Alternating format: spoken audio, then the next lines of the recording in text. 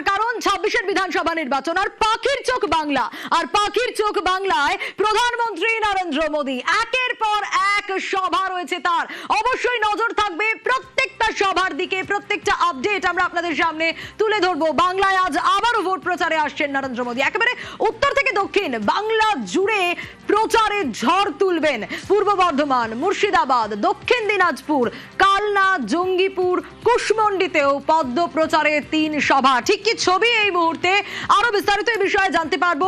অভিজিৎ রয়েছে আমার সঙ্গে। অভিজিৎ, এখনকার ছবিটা জানতে চাইবো, একেবারে শেষ মুহূর্তের প্রস্তুতি বলা যায়, এবং এই বঙ্গ সফর পাখির চোখ বাংলা যখন অত্যন্ত তাৎপর্যপূর্ণ তা বলার অপেক্ষা রাখে না।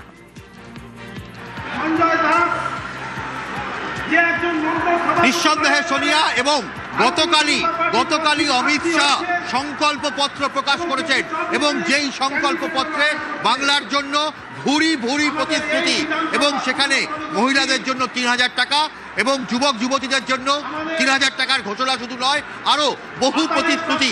এবং তারই পর নরেন্দ্র মোদী তিনি আজকে পূর্ব বর্ধমান জেলার এই কালনা সিমলন অঞ্চলে আসছে, এবং তার জন্য দেখা যাচ্ছে যে সকাল থেকেই বহু বিজেপি কর্মী সমর্থকদের এখানে জনস্রোত বলা যেতে পারে, এবং উৎসাহ উদ্দীপনার মধ্যে বিজেপি কর্মী সমর্থকরা তারা রয়েছেন।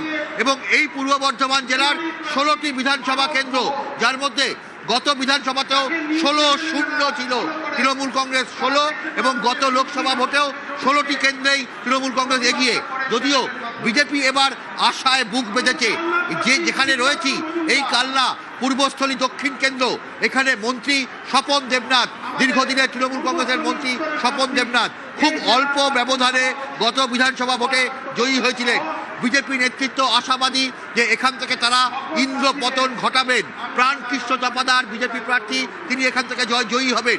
এছাড়াও এই এখানকার যে 16টি বিধানসভা কেন্দ্রের মধ্যে 14টি কেন্দ্রের প্রার্থীরা আজকে এই নরেন্দ্র মোদীর সভায় উপস্থিত, এবং গোটা পূর্ব বর্ধমান জেলার বিজেপি কর্মী সমর্থকরা তারা আশায় বুক বাঁধছেন নরেন্দ্র মোদী আজকে তাদের জন্য কি বার্তা দেন। এবং আর কিছুক্ষণের মধ্যেই দুর্গাপুর অন্ডাল বিমানবন্দর থেকে হেলিকপ্টারে করে নরেন্দ্র মোদী সরাসরি এই কালনায় আসবেন, এবং আর কিছুক্ষণের মধ্যেই এই মঞ্চে উপস্থিত হবেন। এবং এখান থেকে তিনি রাজনৈতিক তার কি বার্তা, পাশাপাশি এখানকার আলু চাষিদের জন্য, ধান চাষিদের জন্য ধানের যে উৎপাদন মূল্য তা নিয়ে গতকাল সংকল্পপত্রে ঘোষণা করা হয়েছে, সেখান থেকে নরেন্দ্র মোদী কি বার্তা দেন সেদিকেই তাকিয়ে আছে। একেবারে অভিজিৎ, কি বার্তা দেবেন নরেন্দ্র মোদী সেদিকেই সকলে তাকিয়ে রয়েছে। এবং আজ বঙ্গে একেবারে হাই ভোল্টেজ শনিবার বলা যায়। কেন? কারণ গতকালও আমরা দেখেছিলাম প্রচারে ঝড় তুলেছিলেন অমিত শাহ, গতকালের পর আজও প্রচারে ঝড় তুলবেন অমিত শাহ। তারও একের পর এক সভা রয়েছে। কিন্তু এই মুহূর্তের ছবিটা যদি দেখি, তাহলে এই মুহূর্তের ছবিটা আপনাদের দেখাবো। মন্দিরে পুজো দেবেন অমিত শাহ, সেই ছবি। সুস্মিতা রয়েছে আমার সঙ্গে। সুস্মিতা, এখনকার ছবিটা জানতে চাইবো। প্লাস একের পর এক আজ সভা রয়েছে, একের পর এক কর্মসূচি রয়েছে, প্রচারে ঝড় তুলবেন অমিত শাহ, এবং এই প্রত্যেকটা প্রচার 26-এর নির্বাচনের আগে অত্যন্ত তাৎপর্যপূর্ণ তা বলার অপেক্ষা রাখে না।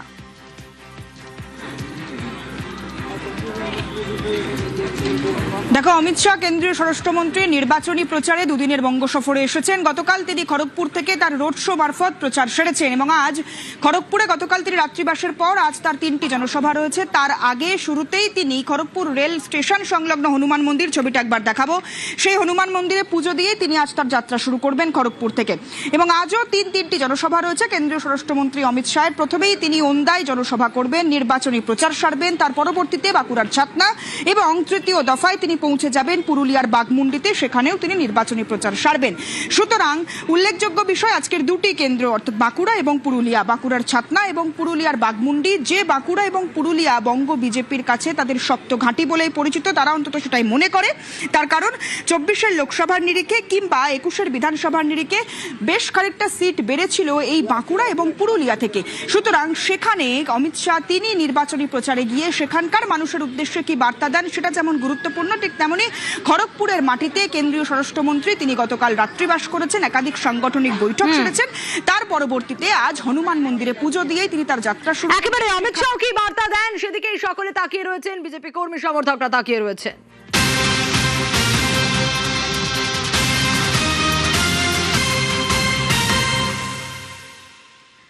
আর এই যে বলছিলাম হাই ভোল্টেজ শনিবার, আজ কেন এই কথা বলছিলাম তার কারণ জঙ্গলমহলেও ঝোড়ো প্রচারে তৃণমূল নেত্রী মমতা বন্দ্যোপাধ্যায়ের একের পর এক সভা।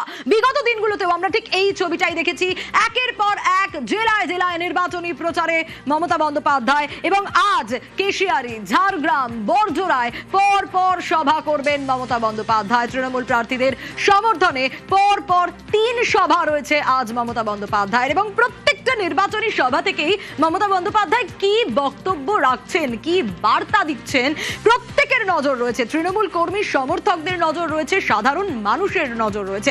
এবং আপনাদের বলছিলাম যে ভোটবঙ্গে আজ একেবারে হাই ভোল্টেজ শনিবার বলা যায়, কারণ একদিকে পরপর সভা নরেন্দ্র মোদীর, পরপর সভা স্বরাষ্ট্রমন্ত্রী অমিত শাহের, পরপর সভা তৃণমূল নেত্রী মমতা বন্দ্যোপাধ্যায়ের, তৃণমূল সুপ্রিমো মমতা বন্দ্যোপাধ্যায়ের।